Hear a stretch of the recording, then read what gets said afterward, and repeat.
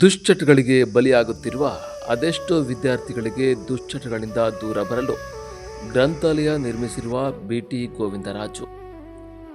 ಹೌದು, ಮೈಸೂರು ಜಿಲ್ಲೆಯ ಕೆಆರ್ ನಗರ ತಾಲೂಕಿನ ಪುಸ್ತಕ ಪ್ರೇಮಿ ಹಾಗೂ ತಾಲೂಕು ದೈಹಿಕ ಶಿಕ್ಷಣ ಪರಿವೀಕ್ಷಕರು ಬಿಟಿ ಗೋವಿಂದರಾಜು ಅವರು ಮೂಲತಃ ತಾಲೂಕಿನ ಬ್ಯಾಡರಹಳ್ಳಿ ಗ್ರಾಮದವರು. ತಮ್ಮ ಸ್ವಂತ ಆದಾಯ, ಸ್ನೇಹಿತರ ಸಹಕಾರದಿಂದ ಕೆಆರ್ ನಗರದ ಈಶ್ವರ ನಗರ ಬಡಾವಣೆಯಲ್ಲಿ ನಿವೇಶನ ಮಾಡಿ ಸುಮಾರು ಸಾವಿರಾರು ಪುಸ್ತಕಗಳನ್ನು ಸಂಗ್ರಹಿಸಿ ಬೃಹತ್ ಉಚಿತ ಗ್ರಂಥಾಲಯ ನಿರ್ಮಿಸಿದ್ದಾರೆ. Kannada, Hindi, English, IAS, IPS, doctor BR Ambedkar ಸೇರಿದಂತೆ ಹಲವು ಭಾಷೆಗಳ ಅಪರೂಪದ ಪುಸ್ತಕಗಳನ್ನು ಹೊಂದಿರುವ ಈ ಗ್ರಂಥಾಲಯದಲ್ಲಿ ಯಾರಿಗೂ ಪ್ರವೇಶ ಶುಲ್ಕವಿಲ್ಲ. ಸ್ಪರ್ಧಾತ್ಮಕ ಪರೀಕ್ಷೆ ಬರೆಯುವ ವಿದ್ಯಾರ್ಥಿಗಳು ಹಾಗೂ ಸಂಶೋಧಕರು ಇಲ್ಲಿಗೆ ಬಂದು ಉಚಿತವಾಗಿ ಅಧ್ಯಯನ ಮಾಡುತ್ತಾರೆ. ಗ್ರಾಮೀಣ ಭಾಗದ ವಿದ್ಯಾರ್ಥಿಗಳಿಗೆ ಹಾಗೂ ಸ್ಪರ್ಧಾತ್ಮಕ ಪರೀಕ್ಷೆಗಳ ಆಕಾಂಕ್ಷಿಗಳಿಗೆ ದುಶ್ಚಟಗಳಿಗೆ ಬಲಿಯಾಗುತ್ತಿರುವ ಅದೆಷ್ಟೋ ವಿದ್ಯಾರ್ಥಿಗಳಿಗೆ ಅನುಕೂಲವಾಗಲೆಂದು ಈ ಗ್ರಂಥಾಲಯ ನಿರ್ಮಿಸಿರುವುದಾಗಿ ತಿಳಿಸಿದ್ದಾರೆ. ಈ ದಿನದ ವಿಶೇಷ ಕಾರ್ಯಕ್ರಮ ವಾರದ ಕತೆ ಸಾಧಕರ ಜೊತೆ.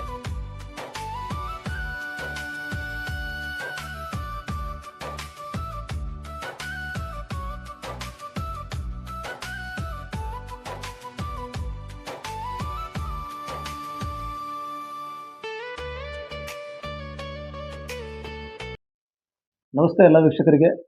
ವಾರದ ಕತೆ ಸಾಧಕರ ಜೊತೆ ಇವತ್ತಿನ ವಿಶೇಷ ಕಾರ್ಯಕ್ರಮದಲ್ಲಿ ನಮ್ಮೊಟ್ಟಿಗಿದ್ದಾರೆ ಕೆಆರ್ ನಗರ ತಾಲೂಕಿನ ಬ್ಯಾಡರಹಳ್ಳಿ ಗ್ರಾಮದ ಶಿಕ್ಷಕರು ಗೋವಿಂದರಾಜ್ ಅವರು ನಮ್ಮ ಜೊತೆ ಇದ್ದಾರೆ. ಇವರು ಮೂಲತಃ ಸರ್ಕಾರಿ ಶಾಲೆಯಲ್ಲಿ ಶಿಕ್ಷಕರಾಗಿ, ಜೊತೆಗೆ ಕೆಆರ್ ನಗರದ ಈಶ್ವರ ಬಡಾವಣೆಯಲ್ಲಿರುವಂತಹ ಇವರದೇ ಆದಂತಹ ಸ್ವಂತ ಸ್ಥಳದಲ್ಲಿ ಒಂದು ಕಟ್ಟಡವನ್ನು ನಿರ್ಮಾಣ ಮಾಡಿ ದುಶ್ಚಟಗಳಿಗೆ ಬಲಿಯಾಗ್ತಿರುವಂತಹ ವಿದ್ಯಾರ್ಥಿಗಳ ಭವಿಷ್ಯಕ್ಕೆ ಒಂದು ಅನುಕೂಲ ಆಗಲಿ ಅನ್ನೋ ಉದ್ದೇಶದಿಂದ ಸ್ವತಃ ಅವರೇ ಕೂಡ ಒಂದು ಗ್ರಂಥಾಲಯವನ್ನು ನಿರ್ಮಾಣ ಮಾಡಿದ್ದಾರೆ.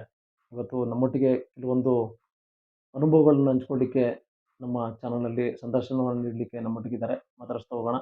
ಸರ್ ನಮಸ್ಕಾರ. ನಮಸ್ತೆ. ನಮಸ್ತೆ ಸರ್. ಸರ್, ನೀವು ಗ್ರಂಥಾಲಯವನ್ನು ಓಪನ್ ಮಾಡಿದ್ದೀರಾ. ಇವತ್ತಿನ ಯುವ ಪೀಳಿಗೆಗೆ ಏನು ಹೇಳಕ್ಕೆ ಇಷ್ಟಪಡ್ತೀರಿ ಸರ್? ಸರ್, ಇತ್ತೀಚಿನ ದಿನಗಳಲ್ಲಿ ಮಕ್ಕಳಲ್ಲಿ ಓದೋ ಆಸಕ್ತಿ ಕಡಿಮೆ ಆಯ್ತದೆ. ಮಕ್ಕಳಲ್ಲಿ ಅಷ್ಟೇ ಅಲ್ಲ, ಸಾರ್ವಜನಿಕರಲ್ಲಿ, ಎಜುಕೇಟೆಡ್ಗಳಲ್ಲಿ ಎಲ್ಲರಲ್ಲೂ ಓದೋ ಆಸಕ್ತಿ ಕಡಿಮೆ ಆಯ್ತಾ ಇದೆ. ಇತ್ತೀಚಿನ ದಿನಗಳಲ್ಲಿ ಮೊಬೈಲ್ ಬಳಕೆ ಜಾಸ್ತಿ ಆಗ್ಬಿಟ್ಟು ಓದುವ ಆಸಕ್ತಿ ಕಡಿಮೆ ಆಯ್ತಾ ಇರೋದ್ರಿಂದ ಓದೋದ್ರಲ್ಲಿ ಹೆಚ್ಚೆಚ್ಚು ತೊಡಗಿಸ್ಕೋಬೇಕು ಅನ್ನೋದು ಉದ್ದೇಶನ ಇಟ್ಕೊಂಡು ನಾವು ಗ್ರಂಥಾಲಯನ ತೆರೆದಿದ್ದೀವಿ. ಈ ಗ್ರಂಥಾಲಯದಲ್ಲಿ ಜಾತ್ಯತೀತವಾಗಿ ಉಚಿತವಾಗಿ ಸೇವೆಯನ್ನು ಕೊಡಬೇಕು ಅನ್ನೋ ಒಂದು ಉದ್ದೇಶ ಇಟ್ಕೊಂಡು ಸೇವೆಯನ್ನು ದೊರಕಿಸ್ಕೊಡೋದಕ್ಕೆ ಪ್ರಾಮಾಣಿಕ ಪ್ರಯತ್ನ ಮಾಡೋದಕ್ಕೆ ಪ್ರಯತ್ನಿಸ್ತಾ ಇದ್ದೀವಿ. ಸರ್, ಈಗ ವಿದ್ಯಾರ್ಥಿಗಳಿಗೆ ನೀವು ಅನುಕೂಲ ಆಗಲಿ ಅನ್ನೋ ಉದ್ದೇಶದಿಂದ ಲೈಬ್ರರಿ ಓಪನ್ ಮಾಡಿದ್ದೀರಾ. ಹೌದು. ಏನು ಸರ್ ಇದು ಸ್ಫೂರ್ತಿ ಏನು? ನೀವು ಈ ಗ್ರಂಥಾಲಯನ ಏನಕ್ಕೆ ಆಯ್ಕೆ ಮಾಡ್ಕೊಂಡ್ರಿ? ಇದು ಸ್ಫೂರ್ತಿ ಅಂದರೆ, ಈಗ ನಾವು ಅಂಬೇಡ್ಕರ್ ಅವರ ಕನಸು ಇದು. 100 ದೇವಾಲಯಗಳನ್ನು ಕಟ್ಟೋದಕ್ಕಿಂತ ಒಂದು ಶಾಲೆ ತೆರೀರಿ, ಗ್ರಂಥಾಲಯ ತೆರೀರಿ. 100 ದೇವಾಲಯಗಳು ಕಟ್ಟಿದ್ರೆ ಸಾವಿರಾರು ಭಿಕ್ಷಕರು ಹುಟ್ಟುತ್ತಾರೆ. ಒಂದು ಗ್ರಂಥಾಲಯ ಇದ್ದರೆ ಸಾವಿರಾರು ವಿದ್ವಾಂಸರು ಹುಟ್ಟುತ್ತಾರೆ ಅನ್ನೋ ಸದುದ್ದೇಶನ ಇಟ್ಕೊಂಡು ನಾವು ಇದನ್ನು ಮಾಡಿದ್ದೀವಿ ಸರ್. ಇದು ಹೆಚ್ಚೆಚ್ಚು ಸದುಪಯೋಗ ಆಗಲಿ ಅನ್ನೋದು ನಮ್ಮ ಆಶಯ ಸರ್. ಸರ್, ಟೋಟಲಿ ಈ ಒಂದು ಕಟ್ಟಡ ಮತ್ತೆ ಪುಸ್ತಕಕ್ಕಾಗಲಿ ಅಥವಾ ಇಲ್ಲಿ ಇನ್ವೆಸ್ಟ್ಮೆಂಟ್ ಮಾಡಿರೋಂಥ ಪ್ರತಿಯೊಂದಕ್ಕೂ ಆಗಲಿ ಯಾವ ರೀತಿ ನಿಮಗೆ ಸ್ವಲ್ಪ, ಯಾಕೆಂದರೆ ಇವತ್ತಿನ ಕಾಲದಲ್ಲಿ ಅವ್ರವ್ರ ಜೀವನ ಮಾಡ್ಕೊಳ್ಳೋದೇ ಹೆಚ್ಚು ಅವ್ರಿಗೆ. ಅಂಥದ್ರಲ್ಲಿ ನಿಮ್ಮದೇ ಆದಂಥ ಜಾಗದಲ್ಲಿ ಈ ಕಟ್ಟಡವನ್ನು ನಿರ್ಮಾಣ ಮಾಡಿ, ಜೊತೆಗೆ ಪುಸ್ತಕಗಳನ್ನು ಕೂಡ ಇಟ್ಟು ಒಂದು ಅನುಕೂಲ ಮಾಡಿಕೊಡ್ತಾ ಇದ್ದಾರೆ ವಿದ್ಯಾರ್ಥಿಗಳಿಗೆ. ಆ ಒಂದು ಶ್ರಮ ಏನಿತ್ತು ಸರ್? ಸರ್, ಈಗ ಇದು ಸ್ಫೂರ್ತಿ ಏನಪ್ಪ ಅಂದರೆ, ಇದು ನನ್ನ ಮಗನ ಮಾರಣಾಂತಿಕ ಕಾಯಿಲೆ ಸಂದರ್ಭದಲ್ಲಿ ನಮ್ಮ ಸಮಾಜದ ಜಾತ್ಯತೀತವಾಗಿ ನಾನು ಅದು ಕಷ್ಟದ ಸನ್ನಿವೇಶದಲ್ಲಿದ್ದಂಥ ಸಂದರ್ಭದಲ್ಲಿ ಲಕ್ಷಾಂತರ ರೂಪಾಯಿನ ಖರ್ಚನ್ನು ಮಾಡಬೇಕಾಗಿತ್ತು. ಆ ಸಂದರ್ಭದಲ್ಲಿ ನಾನು ಅಷ್ಟೊಂದು ದುಡ್ಡನ್ನು ಖರ್ಚು ಮಾಡೋ ಸ್ಥಿತಿಲಿ ಇರಲಿಲ್ಲ. ಆರ್ಥಿಕ ಸ್ಥಿತಿ ಅಷ್ಟು ಉತ್ತಮವಾಗಿದೆ. ನಾವೊಬ್ಬರು ಸಾಮಾನ್ಯ ಸರ್ಕಾರಿ ನೌಕರ, ಇನ್ನು ಆರ್ಥಿಕವಾಗಿ ಯಾವುದೇ ನಮಗೆ ಇಲ್ಲ. ಈ ಸಂದರ್ಭದಲ್ಲಿ ನೂರಾರು ಜನ ನನಗೆ ಸಹಾಯ ಮಾಡಿ ನನ್ನ ಮಗನ್ನ ಉಳಿಸೋದಕ್ಕೆ ಸಹಕಾರ ನೀಡವ್ರೆ. 3 ಸಲ ಸಾವು ಬದುಕಿನ ನಡುವೆ ಹೋರಾಡಿ ಅವ್ನು ಬದುಕದೇ ಇಲ್ಲ ಅನ್ನೋಂಥ ಸನ್ನಿವೇಶದಲ್ಲಿ ಎಲ್ಲರ ನೆರವಿನಿಂದ, ಎಲ್ಲರ ಸಹಕಾರದಿಂದ ನನಗೆ ಇದನ್ನು ಅವ್ರ ನೆರವು ನೀಡಿದರು. ಅವ್ರ ಋಣ ನನ್ನ ಮೇಲಿತ್ತು. ನಾನು ಸಮಾಜಕ್ಕೆ ಏನಾದರೂ ನೀಡಬೇಕು ಅಂತ ಅನ್ಕೋತಾ ಇದ್ದೆ. ಯಾವ ರೀತಿ ನೀಡ್ಬೋದು ಅಂತ ಯೋಚನೆ ಮಾಡ್ತಾ ಇದ್ದಂಥ ಸಂದರ್ಭದಲ್ಲಿ ಆರ್ಥಿಕವಾಗಿ ನೆರವು ನೀಡಕ್ಕೆ ಸಾಧ್ಯ ಆಯ್ತಿರ್ಲಿಲ್ಲ. ಆ ಸಂದರ್ಭದಲ್ಲಿ ನನಗೆ ಯೋಚನೆ ಬಂದದ್ದು ಅಂಬೇಡ್ಕರ್ ಕನಸು. ಒಂದು ಗ್ರಂಥಾಲಯ ಮಾಡೋದ್ರ ಮುಖಾಂತರ ನಮ್ದು ಉಚಿತವಾಗಿ ಇಲ್ಲಿಗೆ ಇದು ನಮ್ಮ ನಿವೇಶನ ಖಾಲಿ ಇತ್ತು.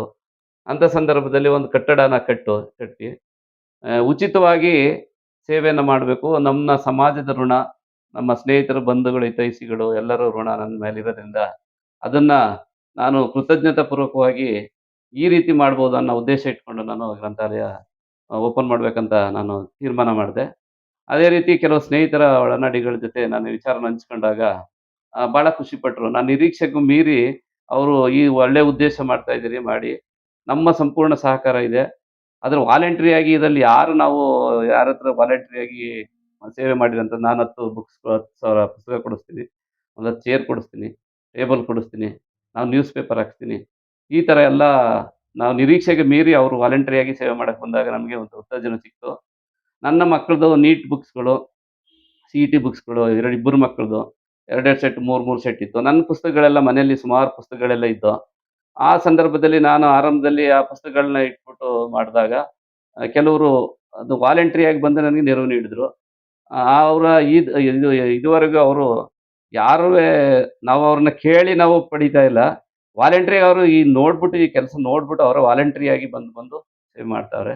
ಆಮೇಲೆ ಇನ್ನೊಂದು ಉದ್ದೇಶ ಏನಪ್ಪಾ ಅಂದ್ರೆ, ಹಣಕಾಸಿನ ರೂಪದಲ್ಲಿ ನಾವು ಯಾವುದೇ ರೀತಿನ ಸ್ವೀಕರಿಸೋದಿಲ್ಲ ಅಂತ ಒಂದು ಇದನ್ನ ಮಾಡ್ಕೊಂಡು ನಮ್ಮ ಸ್ನೇಹಿತರೆಲ್ಲ ಸೇರ್ಕೊಂಡು, ನಮ್ಮ ಸಮಾನ ಮನಸ್ಕರಂತ ಸೇರ್ಕೊಂಡು ಅವರೆಲ್ಲರೂ ಹಣದ ರೂಪದಲ್ಲಿ ನಾವು ಮಾಡೋದು ಬೇಡ ಅಂತ ನಾನು ಅವ್ರಿಗೆ ಇಟ್ಟಾಗ ನಾವು ಅದನ್ನು ಪಾಲಿಸ್ಕೊಂಡು ಬರ್ತಾ ಇದ್ವಿ.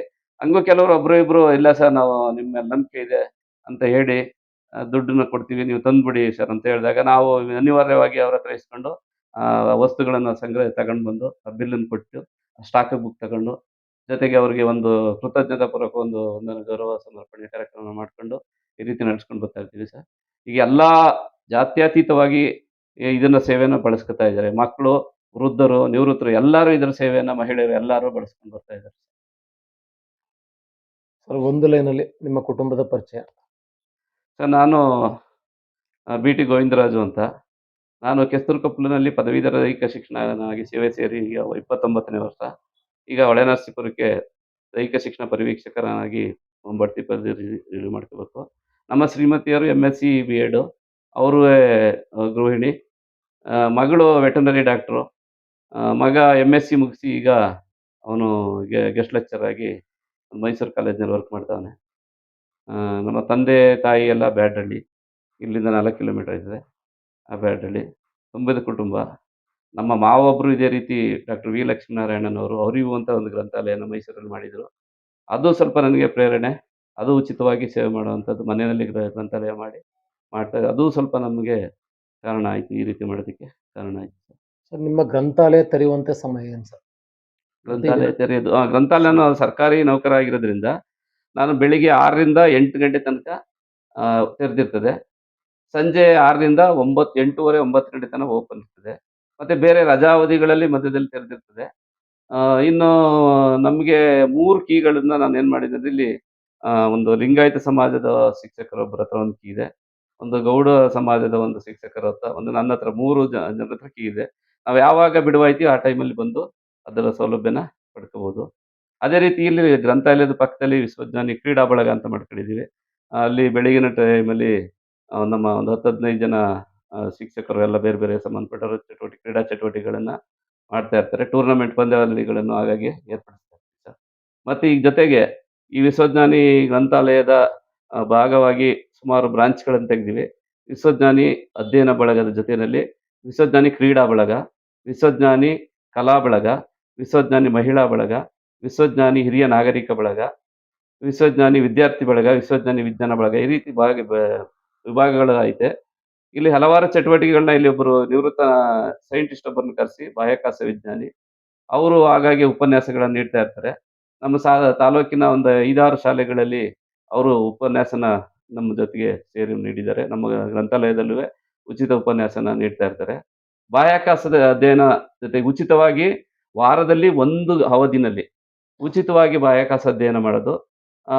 ಪ್ರತಿಭಾವಂತ ಮಕ್ಕಳನ್ನ ಅಂತಾರಾಷ್ಟ್ರೀಯ ಸಮ್ಮೇಳನಗಳಿಗೆ ಭಾಗವಹಿಸುವಂಥ ಅವಕಾಶವನ್ನು ಇದು ಸೃಷ್ಟಿಸೈತೆ.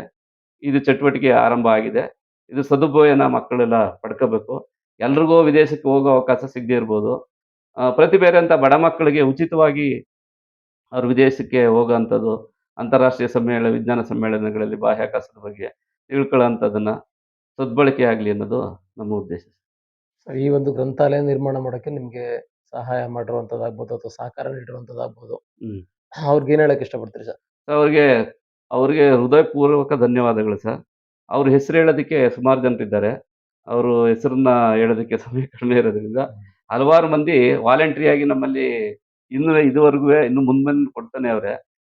ಅದು ಸದ್ಬಳಕೆ ಆಗಲಿ, ಸರ್ವರಿಗೂ ಅದನ್ನ ಬಳಕೆಯಾಗಿ ಅದು ಒಂದು ಸಾರ್ಥಕವಾಗಲಿ ಅಂತ ನನ್ನ ಅಭಿಲಾಷೆ. ಈ ಭಾಗದ ವಿದ್ಯಾರ್ಥಿಗಳಿಗೆ ಏನು ಹೇಳಕ್ಕೆ ಇಷ್ಟಪಡ್ತೀರಾ? ಅದೇ ವಿದ್ಯಾರ್ಥಿಗಳಲ್ಲಿ ಆದಷ್ಟು ಮೊಬೈಲನ್ನ ಬಳಸೋದನ್ನ ಬಿಡಿ. ಕೂತ್ಕೊಂಡು ಪುಸ್ತಕ ಓದೋದನ್ನ ಹೆಚ್ಚು ಹೆಚ್ಚು ಓದೋ ಹವ್ಯಾಸಗಳನ್ನು ಬೆಳೆಸ್ಕೊಳ್ಳಿ.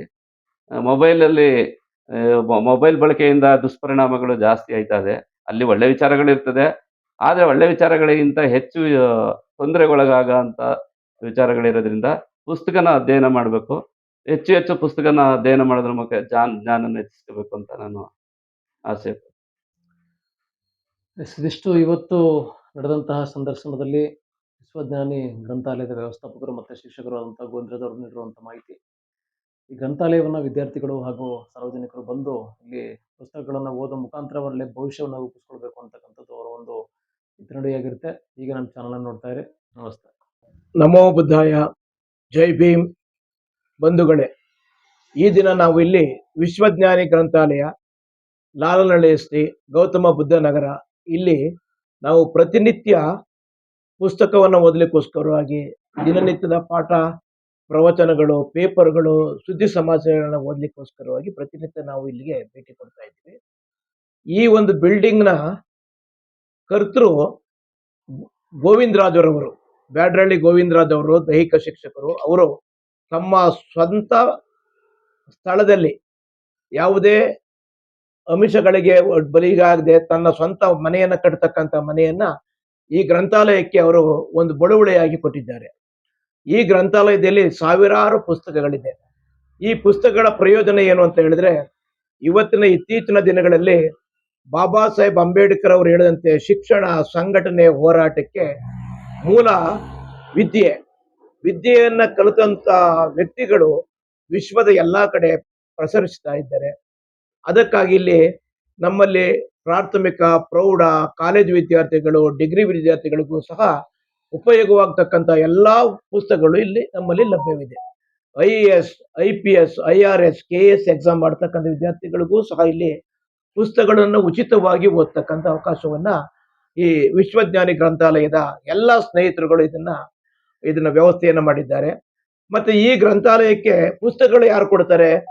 ನೀವು ಕೊಡ್ಬೋದು, ನಾನು ಕೊಡ್ಬೋದು, ಯಾರು ಬೇಕಾದ್ರೂ ಬಂದು ದಾನವಾಗಿ ಉಚಿತವಾಗಿ ಕೊಡ್ಬೋದು. ನಾವು ಹಣದ ರೂಪದಲ್ಲಿ ಯಾವುದೇ ಹಣವನ್ನ ನಾವು ಪಡೆಯೋದಿಲ್ಲ.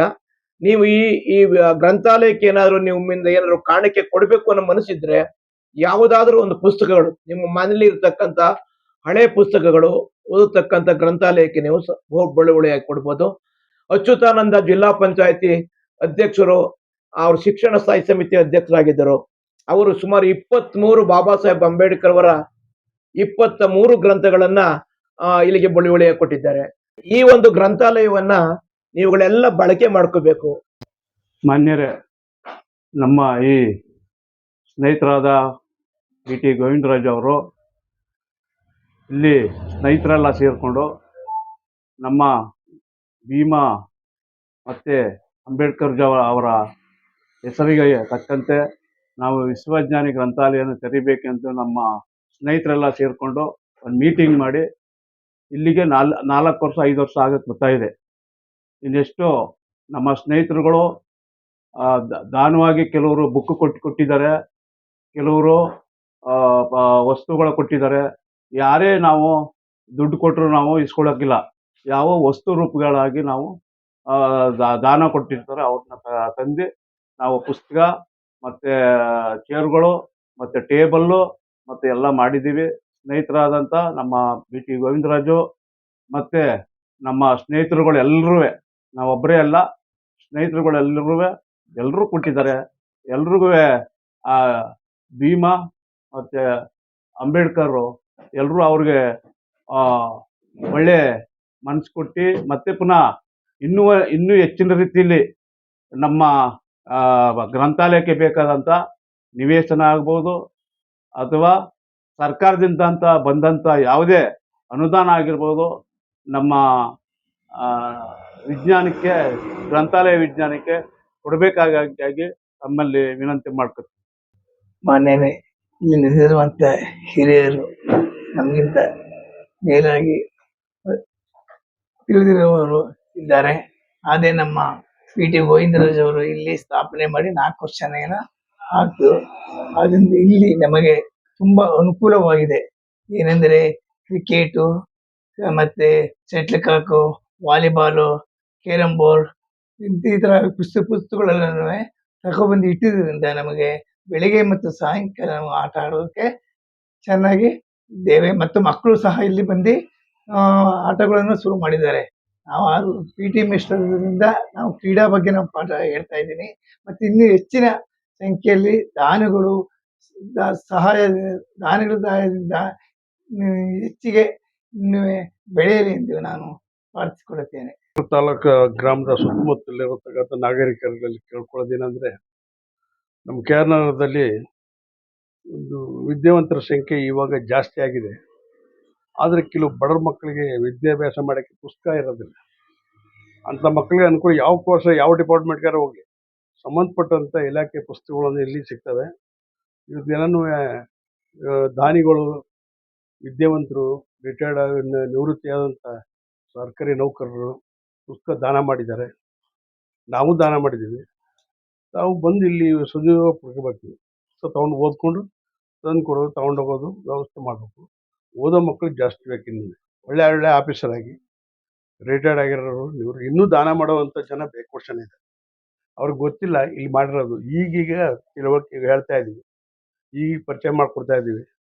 ಇನ್ನೂ ದಾನಿಗಳು ಬೇಕು ಚೆನ್ನಾಗಿ ದಾನ ಮಾಡ್ತಾರೆ. ಇದ್ರ ಉಪಯೋಗ ಪಡ್ಕೊಳ್ಳಿ ಅಂತ ತಮ್ಮಲ್ಲಿ ಹೇಳ್ತಾ ನಾವು ಒಂದೆರಡು ಮಾತು ಮುಗಿಸ್ತೀವಿ. ಎಲ್ರಿಗೂ ನಮಸ್ಕಾರ. ಮಹತ್ತರ ಉದ್ದೇಶವನ್ನು ಇಟ್ಕೊಂಡು ಸಮಾಜಮುಖಿ ಕೆಲಸವನ್ನು ಮಾಡಬೇಕು. ನಾನು ಶಿಕ್ಷಣವನ್ನು ಪಡೆದಿದ್ದೇನೆ. ಅಂಬೇಡ್ಕರ್ ಋಣದಲ್ಲಿ ಬೆಳೆದಿದ್ದೇನೆ. ಹಾಸ್ಟೆಲ್ ಇಲ್ಲ ಅಂದರೆ ಶಿಕ್ಷಣವನ್ನು ಪಡ್ಕೊಳ್ಳೋಕ್ಕೆ ಸಾಧ್ಯನೇ ಇಲ್ಲ. ಹಾಗಾಗಿ ಹಾಸ್ಟೆಲ್ ಕಲ್ಪಿಸಿದ್ದು ಶಿಕ್ಷಣದ ಮೂಲಕ ಒಂದು ಕ್ರಾಂತಿ ಆಗಲಿಕ್ಕೆ ಸಾಧ್ಯ ಆಯಿತು. ಹಾಗಾಗಿ ಆ ನಿಟ್ಟಿನಲ್ಲಿ ನಾನು ಪೇ ಬ್ಯಾಕ್ ಟು ಸೊಸೈಟಿ ಅನ್ನುವಂಥ ಮಹದಾಸೆಯನ್ನು ಇಟ್ಕೊಂಡು ಮಾನ್ಯ ಸ್ನೇಹಿತರು, ಆತ್ಮೀಯರು, ಈ ವಿಶ್ವಜ್ಞಾನಿ ಗ್ರಂಥಾಲಯದ ಸಂಸ್ಥಾಪಕರಾದಂಥ ಬಿ ಟಿ ಗೋವಿಂದರಾಜರವರು ಒಂದು ಮಹತ್ತರವಾದಂತಹ ಆಲೋಚನೆ ಇಟ್ಕೊಂಡು ವಿಶ್ವಜ್ಞಾನಿ ಗ್ರಂಥಾಲಯವನ್ನು ಸ್ಥಾಪನೆ ಮಾಡಿದ್ದಾರೆ. ಸಾಕಷ್ಟು ವಿದ್ಯಾರ್ಥಿಗಳು, ನಿವೃತ್ತ ನೌಕರ ಬಂಧುಗಳು, ಹಾಲಿ ನೌಕರರು ಇಲ್ಲಿ ಬಂದು ಪೇಪರ್ ಓದೋದಾಗಲಿ, ಪುಸ್ತಕಗಳನ್ನು ಓದೋದಾಗಲಿ, ಜ್ಞಾನವನ್ನು ವೃದ್ಧಿಸ್ಕೊಳ್ತಾ ಇರ್ತಕ್ಕಂಥದ್ದು ಒಂದು ಶ್ಲಾಘನೀಯ ಮತ್ತು ಮೆಚ್ಚುವಂತಹ ಕೆಲಸ. ಹಾಗಾಗಿ ಬಿ ಟಿ ಗೋವಿಂದರಾಜರವರ ಈ ಸಂದರ್ಭದಲ್ಲಿ ಅವರ ಸಹಕಾರವನ್ನು, ಅಂದರೆ ಎಲ್ಲರ ಸಹಕಾರವನ್ನು ಪಡ್ಕೊಂಡು ಈ ವಿಶ್ವಜ್ಞಾನಿ ಗ್ರಂಥಾಲಯವನ್ನು ಸ್ಥಾಪನೆ ಮಾಡಿದ್ದಾರೆ. ಈ ವಿಶ್ವಜ್ಞಾನಿ ಗ್ರಂಥಾಲಯ ವಿಶ್ವಕ್ಕೆ ಮಾದರಿಯಾಗಿದೆ, ಕೇರ್ ನಗರಕ್ಕೆ ಮಾದರಿಯಾಗಿದೆ. ಅವರ ಹೆಸರು ಇನ್ನೂ ಉತ್ತುಂಗ ಶಿಖರಕ್ಕೆ ಬೆಳೀಲಿ. ನಮ್ಮೆಲ್ಲರ ಸಹಕಾರ ಯಾವತ್ತೂ ಕೂಡ ಇರುತ್ತೆ. ಕೊಡುಗೈ ದಾನಿಗಳು ಸಾಕಷ್ಟು ಸಹಕಾರವನ್ನು ಮಾಡಿದ್ದಾರೆ. ಅವ್ರದ್ದೇ ಆದಂಥ ಸಹಕಾರದ ಇಲ್ಲಿ ಯಾವುದೇ ವಸ್ತು ರೂಪದಲ್ಲಿ ಪಡೆದಿದ್ದ ವಿನಃ ಹಣದ ರೂಪದಲ್ಲಿ ಯಾರಿಂದಲೂ ಕೂಡ ಬಿ ಟಿ ಗೋವಿಂದರಾಜ್ ಅವರು ಕೈಯನ್ನು ನೀಡಿರೋದಿಲ್ಲ. ಹಾಗಾಗಿ ಇದೊಂದು ಮಾದರಿ ಗ್ರಂಥಾಲಯ ಆಗಿ ಮಾರ್ಪಟ್ಟಿದೆ ಅಂತಕ್ಕಂಥದ್ದು ನನ್ನ ಅಭಿಪ್ರಾಯ. ಹಾಗಾಗಿ ಎಲ್ಲ ಬಂಧುಗಳು ಇದರ ಸದುಪಯೋಗವನ್ನು ಪಡಿಸ್ಕೊಳ್ಬೇಕಾಗಿ ಈ ಮೂಲಕ ಕೇಳ್ಕೊಳ್ತಾ ಇದ್ದೀವಿ. ಜೈ ಭೀಮ್, ನಮೋ ಬುದ್ಧಾಯ. ಎಲ್ಲ ಸ್ನೇಹಿತರಿಗೂ ನಮಸ್ಕಾರ. ನಾನು ಬೇರೆ ಜಿಲ್ಲೆಯಿಂದ ಬಂದಂಥವನು. ನಾನೊಬ್ಬ ಸರ್ಕಾರಿ ನೌಕರ. ಅಂದರೆ ನಾನು ಬಡ ರೈತನ ಮಗ. ನನಗೆ ತುಂಬ ಬಡ ಕುಟುಂಬದಿಂದ ಬಂದಂಥವ್ರು ನಾವು. ಅಂದರೆ ರೈತ ಕುಟುಂಬದಿಂದ. ನನಗೆ ಮೊದಲು ವಿದ್ಯಾಭ್ಯಾಸ ಸಿಕ್ಕಿತ್ತು ಹಾಸ್ಟೆಲಲ್ಲಿ. ನಾನು ಪ್ರಾಥಮಿಕ ಹಂತದಿಂದಲೂ ಕಾಲೇಜ್ ಹಂತದ ತನಕನೂ ನಾನು ಹಾಸ್ಟೆಲ್ ವಿದ್ಯಾರ್ಥಿಯಾಗಿ ಬೆಳೆದಂಥವನು. ಅಂದರೆ ಡಾಕ್ಟರ್ ಬಾಬಾ ಸಾಹೇಬ್ ಅಂಬೇಡ್ಕರ್ ಅವರ ಋಣದಲ್ಲಿ ನಾವಿದ್ದೀವಿ. ನಾನು ಕೂಡ ಇದ್ದೀನಿ. ಆದ್ದರಿಂದ ಆ, ನಾನು ಮೊದಲನೇ ಬಾರಿಗೆ ನಾನು ಈ ತಾಲೂಕಿಗೆ ಬಂದಾಗ ಇಲ್ಲಿ ಒಂದು ದಿನ ವಾಕ್ ಮಾಡಿಕೊಂಡು ಲಾಲ್ನಳ್ಳಿ ಕಡೆಗೆ ಹೋಗ್ಬೇಕಾದ್ರೆ ಇಲ್ಲಿ ಒಂದು ಉತ್ತಮವಾದ ಗ್ರಂಥಾಲಯ ಇದೆಯಲ್ಲ ಅಂತ ಅಂದ್ಬಿಟ್ಟು ನನ್ನ ಮನಸ್ಸಿಗೆ ಬಂತು. ಆ ಸಂದರ್ಭದಲ್ಲಿ ಇದನ್ನ ಸ್ಥಾಪನೆ ಮಾಡಿದವರು ಯಾರು ಏನು ಅಂತ ಕೇಳಿದಾಗ ಇಲ್ಲಿ ಒಬ್ರು ನಮ್ಮ ಸ್ನೇಹಿತರು ಹೇಳಿದ್ರು ನನಗೆ ಗೋವಿಂದರಾಜ್ರವರು ಈ ಒಂದು ಗ್ರಂಥಾಲಯವನ್ನ ಸ್ಥಾಪನೆ ಮಾಡಿದ್ದಾರೆ ಅಂತ ಹೇಳಿದ್ರು. ಆವಾಗ ಅವರು ಕೂಡ ನನಗೆ ಈಗಲ್ಲ, ನನ್ನ ವಿದ್ಯಾರ್ಥಿ ದಿಸೆಯಲ್ಲೇ ಕೂಡ ನನಗೆ ನನ್ನ ಬಾಲ್ಯ ಜೀವನದಲ್ಲೇ ಗೋವಿಂದರಾಜ್ ಸರ್ ಅವರು ನನಗೆ ಪರಿಚಯ ಆಗಿದ್ರು ಮತ್ತು ಜೊತೆಗೆ ಅವರ ತಮ್ಮ ನನ್ನ ಕ್ಲಾಸ್ಮೇಟು ಕೂಡ.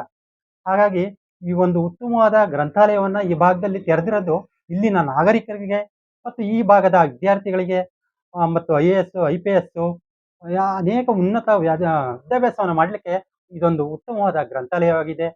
ಜೊತೆಗೆ ಇಲ್ಲಿ ಅನೇಕ ದಾನಿಗಳು ಕೂಡ ಪುಸ್ತಕಗಳನ್ನು ದಾನ ಮಾಡ್ತಾ ಇದ್ದಾರೆ. ಅಂದ್ರೆ ನಾನು ನೋಡಿದ್ದೀನಿ, ಕೇಳಿದ್ದೀನಿ, ಇಲ್ಲಿ ಸ್ಥಾಪನೆ ಮಾಡಿರುವಂತ ನಮ್ಮ BT ಗೋವಿಂದರಾಜ್ ಸರ್ ಅವರು ಯಾವುದೇ ವಸ್ತುವನ್ನ ಹಣದ ರೂಪದಲ್ಲಿ ತಗೊಳ್ಳೋದಿಲ್ಲ. ಅಂದ್ರೆ ಅದನ್ನ ವಸ್ತುವಿನ ರೂಪದಲ್ಲಿ ತಗೊಳ್ತಾರೆ ಮತ್ತು ಕೊಟ್ಟಂತ ಯಾವುದೇ ವಸ್ತುವನ್ನ ಪುಸ್ತಕದ ರೂಪದಲ್ಲಿ, ವಸ್ತುವಿನ ರೂಪದಲ್ಲಿ ಚೇರ್ ಆಗಿರ್ಬೋದು, ಕುರ್ಚಿ ಆಗಿರ್ಬೋದು, ಪುಸ್ತಕಗಳಾಗಿರ್ಬೋದು, ಯಾವುದೇ ವಸ್ತುವನ್ನು ವಸ್ತುವಿನ ರೂಪದಲ್ಲಿ ಪಡ್ಕೊಳ್ತಾರೆ ವಿನ ಹಣದ ರೂಪದಲ್ಲಿ ಅದನ್ನ ತಗೊಳ್ಳೋದಿಲ್ಲ. ಅದನ್ನು ನನಗೆ ಮಹಾನ್ ಅವರ ಬಗ್ಗೆ ತುಂಬಾ ಹೆಮ್ಮೆ ಅನ್ನಿಸ್ತದೆ. ಮತ್ತು ಅವ್ರು ಮಾಡ್ತಿರುವಂತ ಕೆಲಸಗಳನ್ನ ನೋಡಿದ್ರೆ ಜನಪರ ಕೆಲಸ ಕಾರ್ಯಗಳನ್ನ ಮಾಡ್ತಾರೆ. ಈ ಸಂದರ್ಭದಲ್ಲಿ ಅಭಿನಂದನೆಯನ್ನ ಸಲ್ಲಿಸ್ತೇನೆ. ಜೊತೆಗೆ ಈ ಒಂದು ಗ್ರಂಥಾಲಯದಲ್ಲಿರುವಂತಹ ಪುಸ್ತಕಗಳ ಉಪಯೋಗವನ್ನ ನಾಗರಿಕರು, ಸಾರ್ವಜನಿಕರು ಮತ್ತು ವಿದ್ಯಾರ್ಥಿಗಳು ಉಪಯೋಗವನ್ನು ಪಡ್ಕೊಳ್ಬೇಕು ಅಂತ ಈ ಸಂದರ್ಭದಲ್ಲಿ ನಾನು ಕಳಕಳಿಯಿಂದ ಹೇಳ್ತೀನಿ.